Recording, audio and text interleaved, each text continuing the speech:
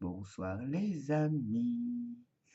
Petite vidéo du soir et petite réflexion en direct de la pleine lune, n'est-ce pas? Alors, je sais pas comment ça se passe pour vous, mais pour moi, il y a une grosse fatigue, plutôt physique, disons, mais aussi une énergie intérieure comme ça qui est en train de dou, dou, dou, dou, dou.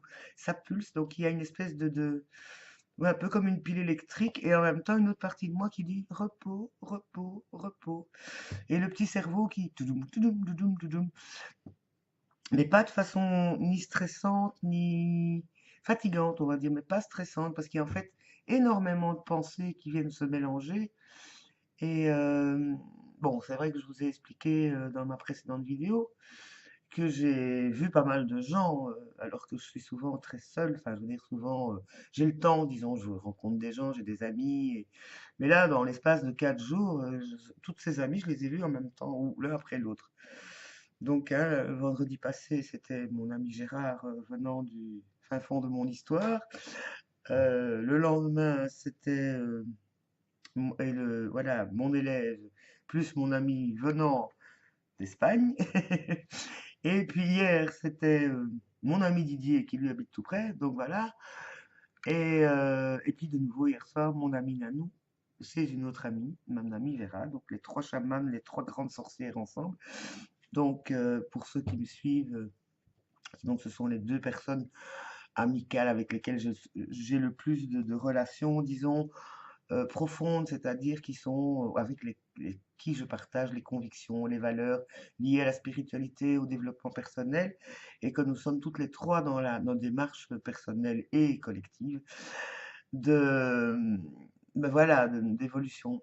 Et chacune a notre caractère et nos comportements. Et donc c'est vrai que le fait qu'elles se soient rencontrées, enfin elles s'étaient déjà croisées par mon intermédiaire, accentue la dynamique de chacune, je pense. Et donc hier soir, je me réjouissais que l'on se retrouve. Et donc on a passé, je suis rentré, je me suis couché à 3 heures du matin. Donc on a refait le monde, enfin un petit bout hein, seulement. Et donc là, disons que c'est ce que j'avais envie de vous partager parce que bon, au cours de la conversation, en tout cas, Vera expliquait que, enfin, nous relatait un conflit qu'elle devait, enfin, un conflit, on va dire, lors d'une formation et au formateur, et ça lui arrive assez souvent quand elle fait des formations, et elle en fait souvent, d'être la cible soit du formateur ou d'un participant, et d'être, je veux dire, agressé, en tout cas verbalement, ou se sentir agressé. Et donc, en fait, et mon amie Nanou, on écoutait, puis on échangeait nos impressions, et elle nous demandait comment vous le percevez, puis finalement, on en a conclu ensemble que tout était question d'énergie.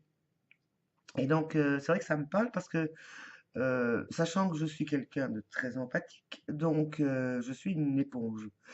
Et bon, ça a été très perturbateur dans ma vie, très souvent, parce que quand on est éponge, on n'est pas toujours conscient qu'on prend l'énergie de l'autre. On croit que c'est soi.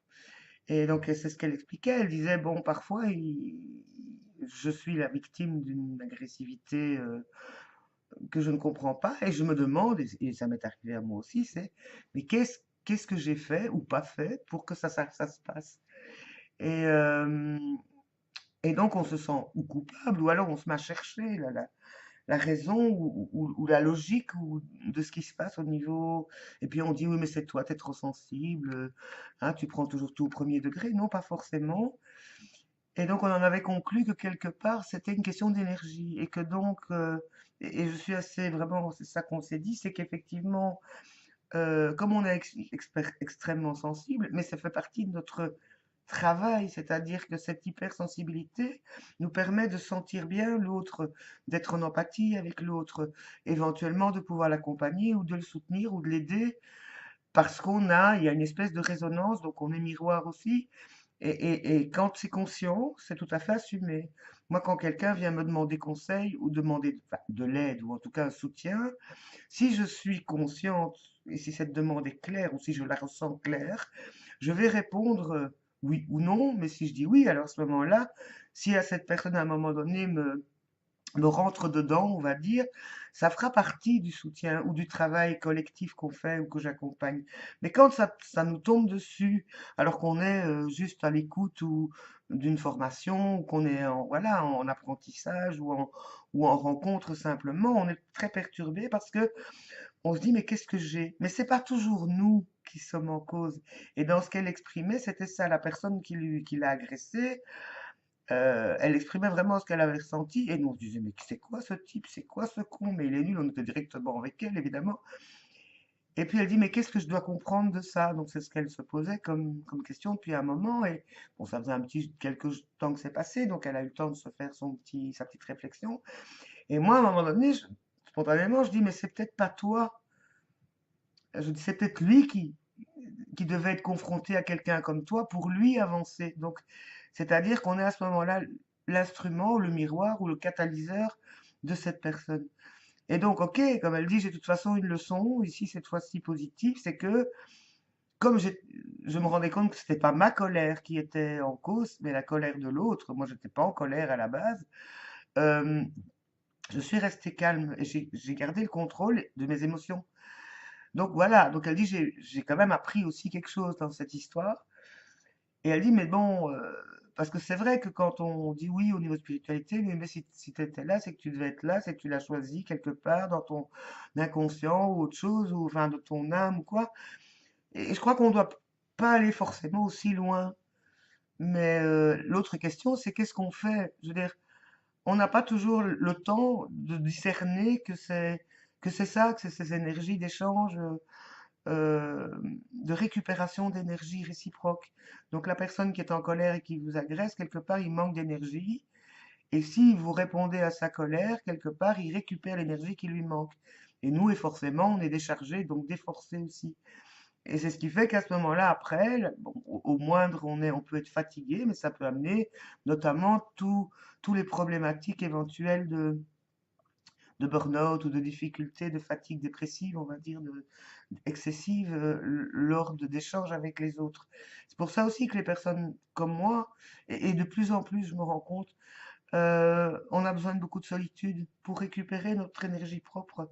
Parce qu'avec ces antennes tellement développées, cette empathie qui fait partie de notre sensibilité et qui est un cadeau dans l'absolu, parce que c'est vrai que quand je vois quelqu'un qui est dans la difficulté, que cette capacité ce feeling, cette capacité de sentir ce qui se passe chez l'autre et de pouvoir éventuellement l'exprimer ou l'aider à s'exprimer, voir que ça aide et que la personne avance ou en tout cas se renforce grâce à moi, ben moi, ça me met en joie vraiment. Donc, et j'ai pas besoin de soigner, d'avoir un nom de thérapeute ou de je sais pas quoi.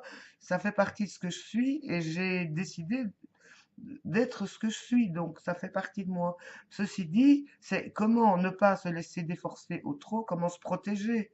Mais si on se protège, on risque de ne plus être accessible. Donc, voilà. Donc, enfin, c'était le dialogue passionnant, bien sûr, que nous avons eu entre nous trois. Alors, entre elles se dessine apparemment une co-création ou une collaboration, et c'était assez chouette. Donc, c'est vrai que j'ai un peu observé les énergies qui circulaient. Bon, à la fin, on était toutes les trois, parce qu'on échangeait tellement au niveau, c'était dense, quoi. Donc, je m'y attendais, donc c'était chouette. Alors aujourd'hui, du coup, j'ai passé mon temps à regarder quelques vidéos sur YouTube, et enfin sur YouTube, via Facebook. Alors, si vous l'avez pas regardé, il est disponible sur le net gratuitement jusqu'au 23 avril, je crois. C'est le film Enquête de sens, dont Lilou a parlé à un moment donné. Donc, c'est vraiment, enfin, je vous en dis pas plus. Vous cherchez Enquête de sens sur Facebook ou sur le net. Je crois même que quelqu'un a mis le lien sur le défi. C'est un bonheur. Bon, d'abord, ça parle très bien de ce qui se passe aujourd'hui autour de nous dans le monde et tout, mais vu vraiment d'une façon très accessible et des magnifiques images, des rencontres. Enfin bon, je vous le conseille vraiment, ça m'a fait beaucoup de bien. Et puis, mais je suis un peu zombie quand même, quoi. Je veux dire, j'ai l'impression d'être entre deux eaux, là, comme ça, je flotte un peu. Donc là, il est très tôt, enfin pour moi en tout cas, il n'est pas encore 10 heures et je pense que je vais pas tarder à aller m'allonger. Donc j'ai eu de nouveau ma copine qui m'a rappelé cet après-midi. et qui va vraisemblablement